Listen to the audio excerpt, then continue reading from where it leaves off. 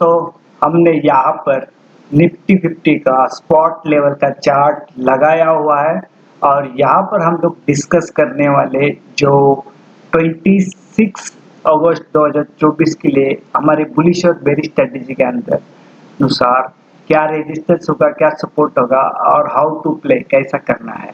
अभी इसको हम लोग देखते हैं तो ये डिस्कस करने से पहला डिस्क्लेमर है, यहाँ पे कोई बाइंग और सेलिंग का रिकमेंडेशन नहीं है, ये only educational purpose. Let us start.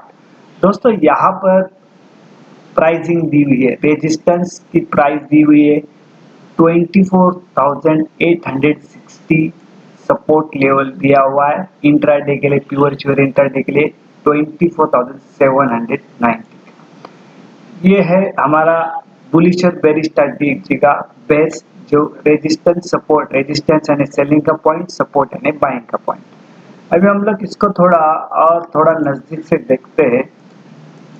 यहाँ पर एक गैप बना था, ये गैप कौन सा था? प्राइस 24,700 का था गैप, ठीक है। ये गैप इतना बड़ा था, जो यहाँ से गिरावट स्टार्ट हुई थी। अभी क्या हुआ है, ये गैप उसने फिलअप किया हुआ है, ये वीक में है ना, ये यानी लास्ट के 3 वीक्स हो गए, 2 वीक्स हो गए, यहाँ पे गैप बना हुआ था। अभी क्या किया उसने, ये गैप फिलअप किया है। अभी हमारा बड़ा तेजी कब बनेगा?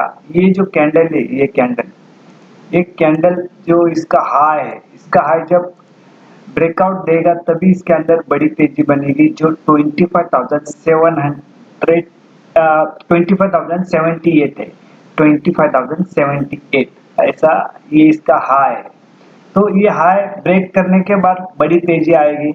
अभी भी इसके अंदर समझो ये 25,000 के आसपास आने के बाद भी यहाँ पे सेलिंग प्रेशर बन सकता है, ठीक है, क्योंकि ये गैप भी फिलअप किया है।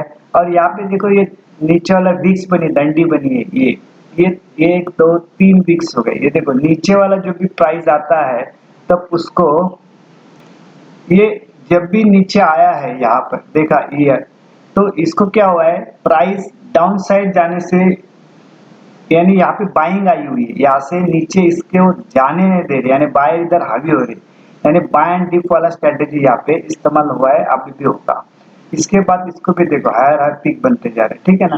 तो इसको डंडी बनी डाउन साइड पे, इसका मतलब क्या है, यहाँ पर डाउन साइड जाने के बाद यहाँ पे अच्छी तरह से बाइंग आ रही है, यानी इसका मतलब है ये बाय एंड डिप वाला स्ट्रेटेजी। जब भी समझो यहाँ पे मार्केट गिरावट आता है तो यहाँ पर हम लोग बाय करेंगे इसी तरह से।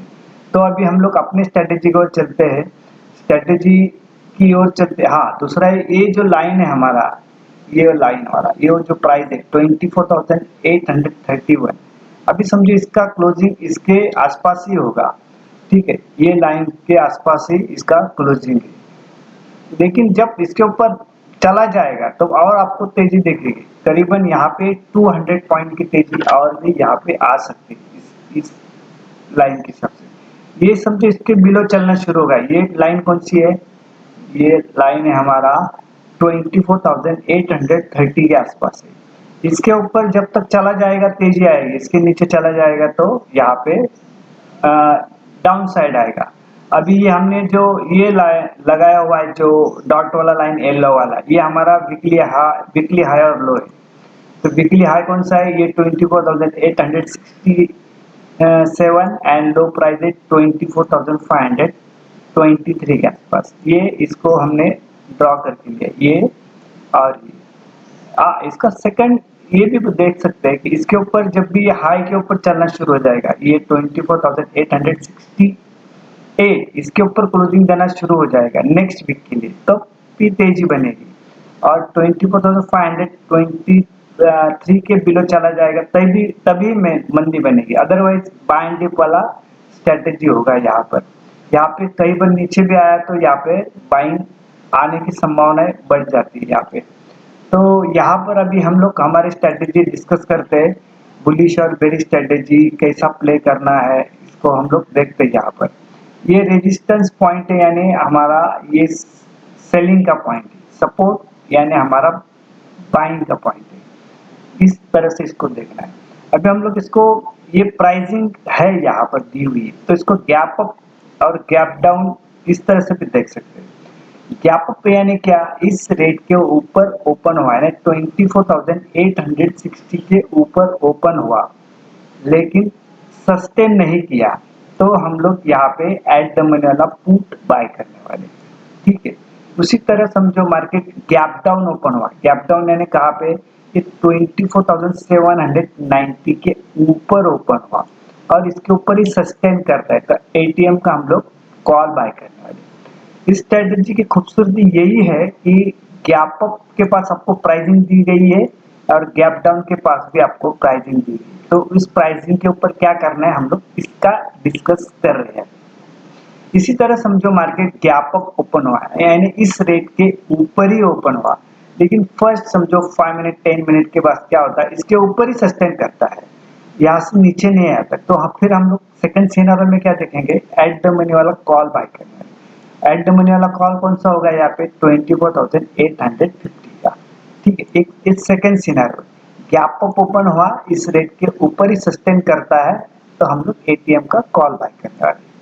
उसी तरह से ये गैप डाउन ओपन हुआ, यानी इस रेट के नीचे ओपन हुआ, फिर हम लोग थोड़ा वेट करते, नीचे ओपन ओपन हो तो हम लोग पीछे में जाएंगे, कंसोलिडेशन, ये नीचे जाके देंगे, फिर कंसोलिडेशन, फिर रिट्रेसमेंट। रिट्रेसमेंट होने के बाद अगर इस रेट के ऊपर नहीं जाता है तो ये सपोर्ट हमारा बाद में रेजिस्टेंस में कन्वर्ट होगा, फिर हम लोग सेकंड सिनेरियो के अंदर, सेकंड पार्ट के अंदर इसको हम लोग एट द मनी वाला पुट बाय करते हैं। ये हमारा दो सिनेरियो यहाँ पे क्लियर हुआ रहेगा।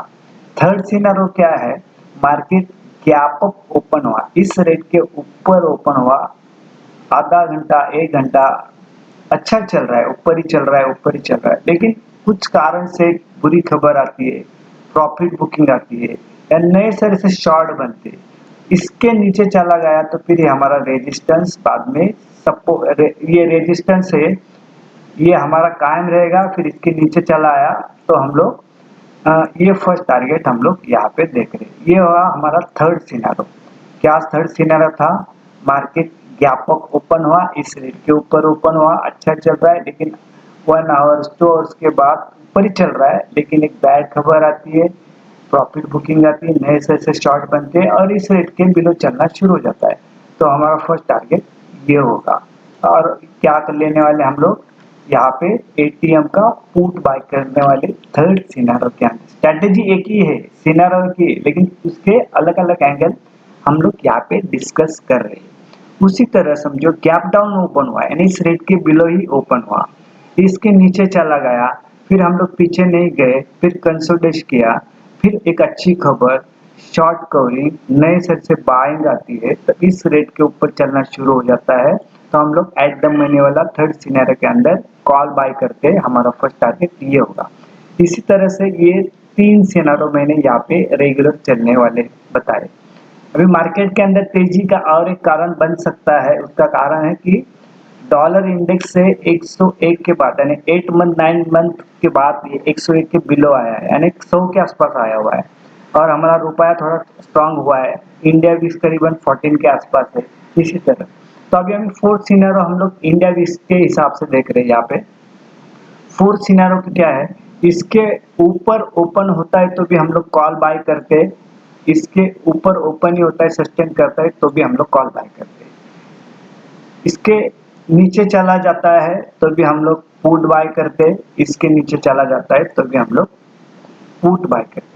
इसी तरह से हम लोग इसको फोर्थ सिनेरियो के अंदर इस स्ट्रेटेजी को प्ले कर सकते हैं। तो आपको कुछ भी नहीं समझ में आया तो ध्यान में क्या रखना है, ये 24,860 के ऊपर जब तक ये तेजी करेंगे, 24,790 के ऊपर जब तक है तभी तेजी करेंगे, 24,860 के बिलो चला जाता है तो मंदी करेंगे, इसके इसके बिलो चला गया तो मंदी करेंगे, 24,790 के नीचे चला गया तो मंदी करेंगे। ये हमारा एक क्लियर कट है, यहाँ पे पूरा एक स्ट्रेटेजी आपको क्लियर करके बता देगी, बस समझ में आई रहेगी, ठीक है।